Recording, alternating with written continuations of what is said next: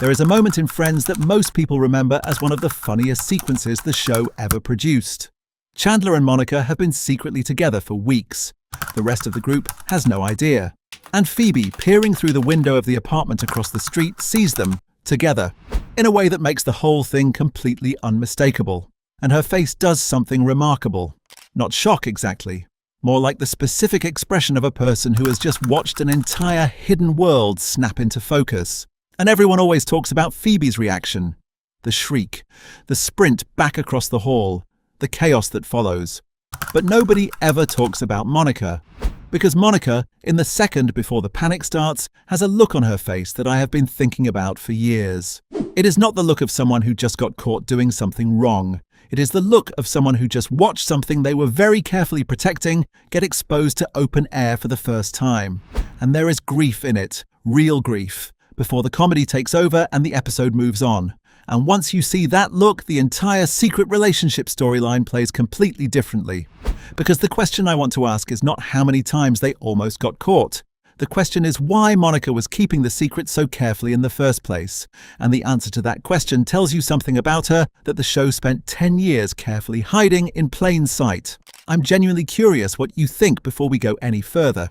Do you see The Secret as just a fun storyline, or have you always sensed something more personal underneath it? Let me know in the comments. I really want to know. Book? You want me to wash my hands first, don't you? Because here is what I think most people miss when they re-watch those episodes. The almost caught moments are so precisely timed that it is genuinely difficult to see past the comedy to what is driving it. But the comedy is a delivery mechanism. Underneath every panic and every frantic redirection is a very simple human truth. Monica found something she was not ready to share, and for once in her life, she did not share it. And that decision, quiet and sustained, and fundamentally unlike her, tells you more about what this relationship meant to her than any conversation ever could. Let us start somewhere that might seem unrelated, but is actually the whole story. Monica Geller grew up in a household where almost nothing she did was entirely her own. Her achievements were carefully evaluated. Her weight was constantly commented on. Her career was noted occasionally in the brief pauses between conversations that were mostly about Ross. Her relationships were assessed, usually unfavorably. Her choices were measured against a standard that seemed to shift slightly every time she got close to meeting it. Monica grew up in a house where love was conditional on performance, and the performance was always public. It happened at the dinner table, in front of both parents, with the full weight of the family's attention on it. Nothing was private, nothing was safe from review, and then something happened that had never happened to her before. If you enjoy these kinds of deeper dives into the details most fans completely miss, make sure you subscribe. There are many more of these coming, and I genuinely think you will enjoy them. Chandler Bing, her friend of years, the man who had been living directly across the hall the entire time she had known him, kissed her in London, and it was real. And she knew almost immediately that it was real in a way that her previous relationships had not been. And her first instinct was to hide it. Not from embarrassment, not from shame. Not because she was unsure about her feelings, but because Monica had finally found something she did not want examined yet. She had spent her entire life having every significant thing about herself examined and found slightly wanting. The secret was not protection from the group's opinions. The secret was protection from the review process itself. For the first time in Monica's adult life, she had something that existed purely for her, inside a space that nobody else's judgment could reach. And she was not ready to give that up. That is the real reason the secret lasted as long as it did. Now think about what the almost caught moments actually reveal when you look at them through that lens. Because the show played every single one of them as comedy. Each near miss is a gag, a quick burst of panic, a creative solution, followed by relief and laughter and moving on. And they are funny. That is genuinely not in question. But underneath every single one of those moments is something the show was not designed to make explicit. Monica choosing the secret over the easy path every single time. Monica choosing to protect something she valued over the social convenience of simply telling people. That choice is not trivial. Monica cannot keep a piece of gossip for more than 20 minutes. She blurts out sensitive information at dinner parties. She is constitutionally incapable of letting a secret sit without visibly squirming, and she kept this particular secret for months. That alone should tell you how much this one mattered to her. Let us look at the specific moments, because the pattern across all of them is identical, and the pattern is the whole argument.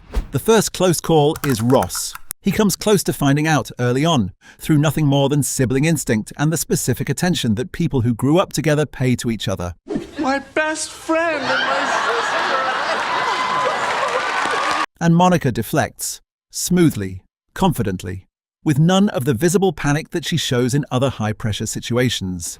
She is calm in that moment, in a way that is genuinely unusual for her. And that calmness tells you something. Monica has practiced this. Not the deflection specifically, but the composure. She has been rehearsing internally what it would feel like to be asked. She has been preparing for the moment someone notices, because the secret is not casual. She is tending to it, deliberately, the way you tend to something fragile that you do not want anyone else to touch before it is ready. But before we get to Joey, there is a moment earlier in the secret period that deserves its own examination, because it is one of the most revealing things Monica does across the entire arc. There is a stretch of episodes where Chandler and Monica are clearly struggling with the logistics of the secret. The proximity is the problem. They live directly across the hall from each other. Their friends are in and out of both apartments constantly. The geography of their friendship group makes sustained invisibility almost impossible. And yet Monica engineers it. She finds a way to be normal in every shared space. She sits next to Chandler at the group table and does not touch him. She references him in conversations without the specific vocal shift that the group would immediately notice. She learns almost overnight a kind of emotional ventriloquism, saying one thing with her body in public and feeling something completely different on the inside. This is a skill Monica Geller has never had before. Monica is transparent. That is one of her defining qualities. You always know what Monica is feeling because Monica cannot help showing you. Her frustration is immediate. Her joy is physical and loud. Her disappointment is written across her face before she has even fully processed it. My mom sent me the paper. Oh, let's see it. Okay. She is not a person who has ever had much distance between her interior state and her exterior expression. And yet, during the secret period, she creates and maintains that distance deliberately every single day. She becomes someone who can hold a feeling in one hand and present something entirely different to the room with the other. That is not a small thing. That is a significant change in the fundamental way Monica Geller exists in the world. And she does it because Chandler is worth the effort. Because what she is protecting is worth becoming someone slightly different for. Then there is Joey, the one who actually found out first. Not through careful observation, not through instinct, but through the specific kind of accidental witness that you cannot plan for. And watch what happens in the aftermath of that discovery. Monica does not ask Joey to help cover. She does not immediately make it his problem. She asks him to keep it quiet, gently, with real vulnerability underneath the ask, because what she is actually doing in that moment is extending the protected space. She is letting Joey in specifically because she has no choice. But even in doing that, she is controlling the terms, deciding who gets access to the thing she is protecting, deciding when and how the boundary expands. This is not how Monica Geller normally operates. Monica does not normally get to control who has access to information about her life. Her mother does not ask permission before commenting. Ross does not ask permission before knowing. The entire family dynamic she grew up inside was built around information being communal property, available for everyone to weigh in on. And here, for the first time, she was the one deciding who got to know. Before we get to what the secret cost her, there is something about Chandler specifically that is worth examining. Because the fact that it was Chandler specifically is not incidental to why Monica wanted to protect this so carefully. That she adored the way that you arranged the sponges. Chandler Bing was not an outside discovery. He was not someone Monica met and chose across a crowded room. He was the man across the hall. Her brother's best friend. A person so thoroughly embedded in the existing fabric of her life. When the relationship began, it began inside a world already entirely shared with everyone who mattered. And that meant something specific for Monica. It meant that if this failed, if it turned out to be a mistake, every single person in her life would have witnessed it, all of them, at once, would have seen her try and fail at the one place she had any control. Monica has a long history of relationships that did not survive group exposure. Don't you like it better now that everything on your desk is perpendicular? Richard was real and serious, and the group's awareness of it became part of what made the ending so public and so painful. Other relationships had dissolved partially under the weight of everyone's opinions and reactions and constant presence in her life. She understood, without being able to name it exactly, that keeping this private was a way of protecting it. From the same gravitational pull that had affected everything else, the group's collective opinion was powerful. She loved them for that power in most circumstances. In this one, she needed to be somewhere that power could not reach, so she kept it small. She kept it between her and Chandler. She kept it in the across-the-hall world that existed just slightly outside the main one. And for a while, she got to have something that was not subject to anyone else's feelings about it. But that is not even the strangest part. The strangest part is what the almost caught moments reveal about Chandler specifically, because the show frames these moments as two people equally panicked, equally committed to the secret, equally running from discovery together, and that reading is not wrong exactly, but it is incomplete. Watch whose idea the secret always is. Watch who sets the terms of each close call. Watch who instinctively knows what to say and what to do in the split second before everything unravels. It is Monica. Every time, it is Monica who orchestrates, Monica who redirects, Monica who thinks 3 steps ahead of the moment. And this matters because Monica was not good at protecting things before Chandler. She was not good at keeping her own counsel, at maintaining private emotional space, at building something slowly without announcing it to the room. These were not her natural skills, but she learned them, because this was worth learning them for. And before that revelation, there is a moment I want to slow down on. One of the most underrated character beats in the entire Secret arc. There is a moment where Monica and Chandler are still early in whatever is happening between them. Monica is in a hotel corridor having a conversation with someone about the relationship. I love you. She does not have the language yet for what it is. She does not know if it is serious or temporary or something in between. And she is doing what Monica always does in moments of uncertainty. She is trying to organize it, trying to decide what it means and what category it belongs in so she can figure out how to manage it. And she cannot. The categories do not fit. This is not the kind of relationship Monica has had before, the kind she knows how to assess and process and discuss at dinner. This is something she cannot yet translate into the language the group uses. Because the group's language for relationships is built around evaluation and outcome, whether it is going to work or not. And Monica does not want to be in outcome territory yet.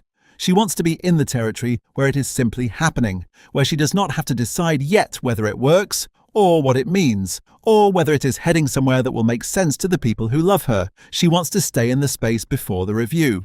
And she does, for longer than anyone who knows Monica Geller would have predicted.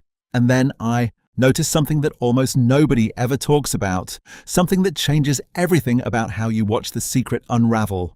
When everyone finds out in that famous episode when Chandler says he loves Monica, the first thing Monica does is not celebrate. She does not shout. She does not organize anything. She does not perform the moment. She cries. Real tears. Quiet ones. Not the big theatrical Monica crying that the show usually gives her when she's being comedic about something. Small, specific tears. The kind you cry when something you were holding very carefully has finally been set down somewhere safe. And I think those tears are not just about Chandler saying he loves her, although they are that too. I think those tears are the release of everything she had been holding since London. She had been the only one carrying it, and now she did not have to do that alone anymore. Think about what that moment required of her. She had spent months practicing a form of emotional self-sufficiency that was entirely new to her. Months proving to herself that she could know something, value it, trust it, without needing the group to confirm she was allowed to feel it. And then Chandler said the thing he said, and the private world and the public world collapsed into the same space. And Monica, who had been holding the whole thing so carefully, got to set it down. Wait, if we're lucky and we're really... The crying was not just relief, it was also, I think, a kind of grief. The grief of knowing that the private version of this, the version that had belonged entirely to her and Chandler, was over. That from this point on, the relationship would exist in the world, in the group's dynamic, in her mother's awareness, in the full, complicated context of the life she had always lived. The private version had been extraordinary in its small, protected, quiet, secret way. And it was over now. Now here is where the story starts to get genuinely complicated, because I want to look at what the secret was actually costing her. Not in terms of logistics or near misses, in terms of what it required her to do with her feelings. Monica is an expressive person. That is the foundation of her character. She feels things loudly. She processes externally. She needs witnesses to her experience, not because she is performative, but because her entire emotional language was built in a loud, crowded household. You had to make yourself heard there, or you were not heard at all, and she was keeping the most significant emotional experience of her adult life entirely internal, sharing it only with Joey partially on terms she controlled. Going to work every day, coming home, seeing Chandler across the hall, and keeping the whole enormous thing locked inside a space that nobody else could reach.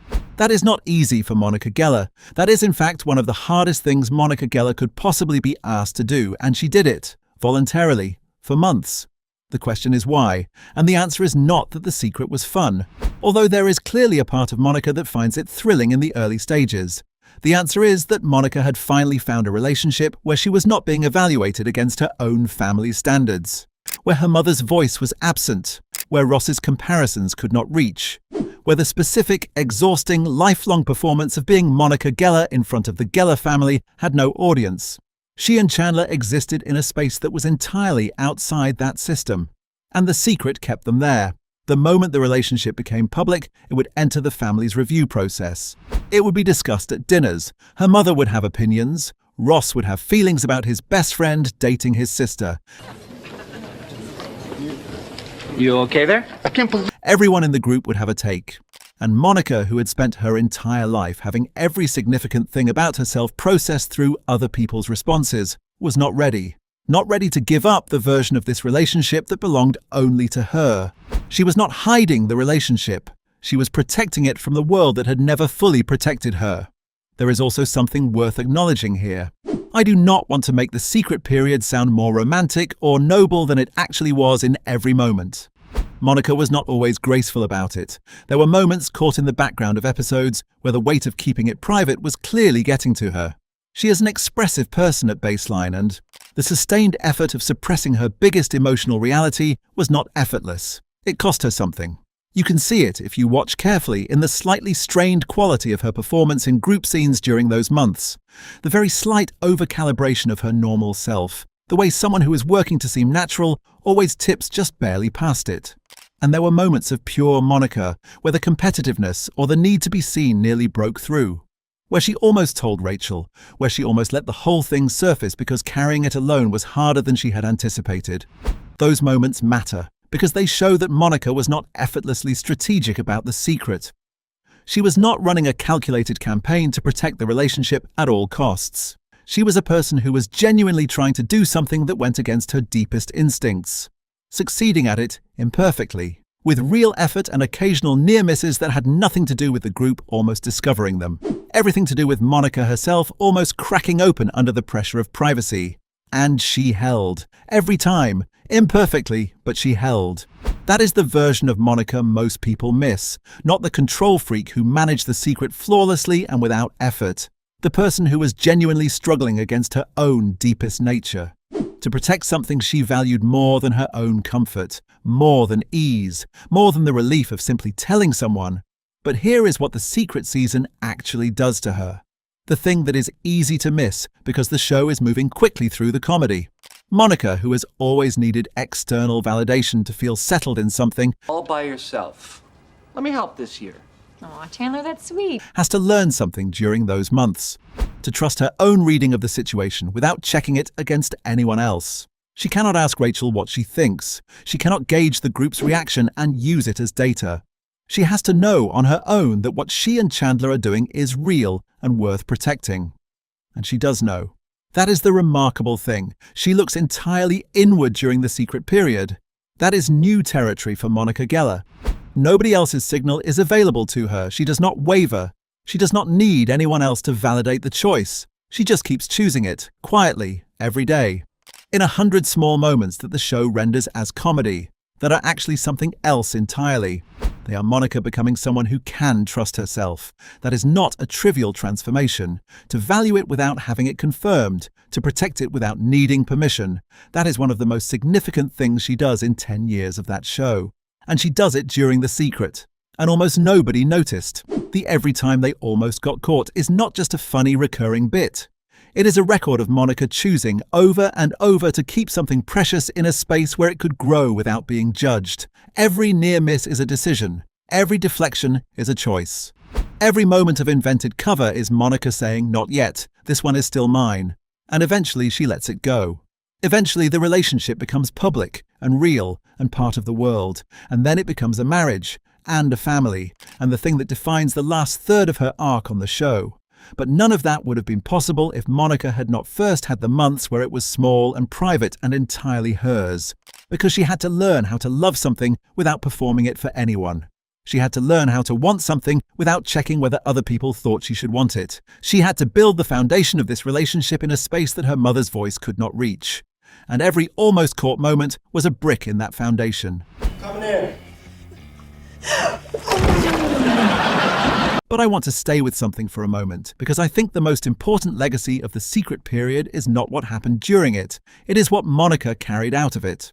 She entered that secret period as a woman who had never successfully kept her own emotional life private, who had never had a significant relationship that was not immediately available for group processing, who had never known what it felt like to love someone and simply be with that love, without needing to check it against the people around her, and she left it as a woman who knew, finally, that those things were genuinely possible, who had proved to herself through months of quietly, sustained effort that she could hold something precious without immediately opening it up to evaluation, that her own judgment about what was real and what was worth protecting was actually sufficient, that she did not need external confirmation to trust her own heart.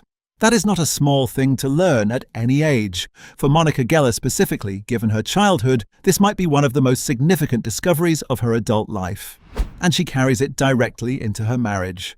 Watch how Monica and Chandler's marriage functions once The Secret is over and the relationship is fully public. In the bonds of holy matrimony, I have known. It is notably different from the relationships around it.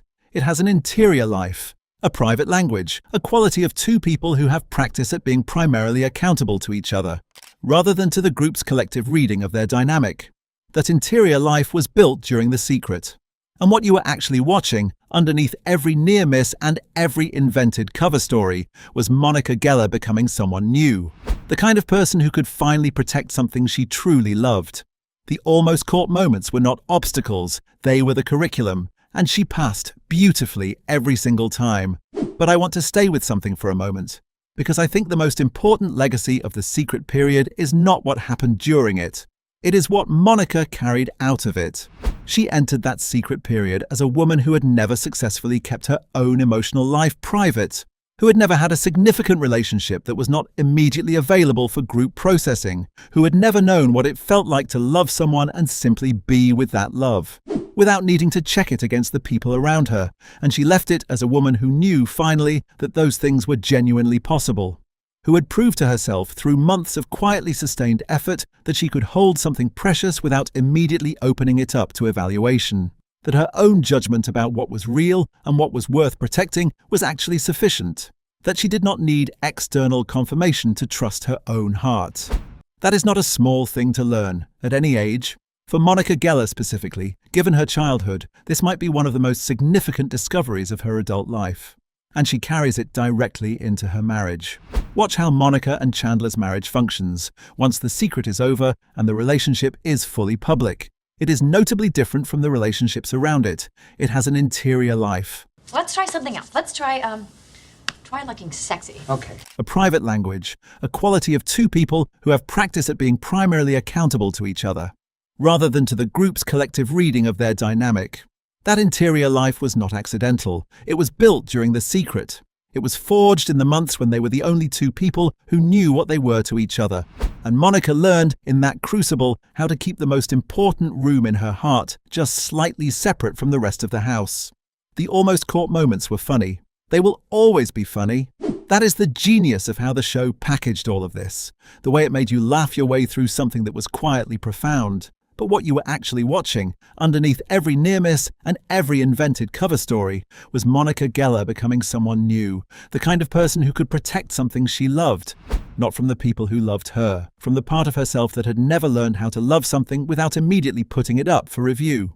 She learned it in the most comedic and improbable setting the show could possibly have chosen, in the narrow space between getting caught and not getting caught, across a hallway from the man she was falling in love with. She learned it, and she passed beautifully every single time.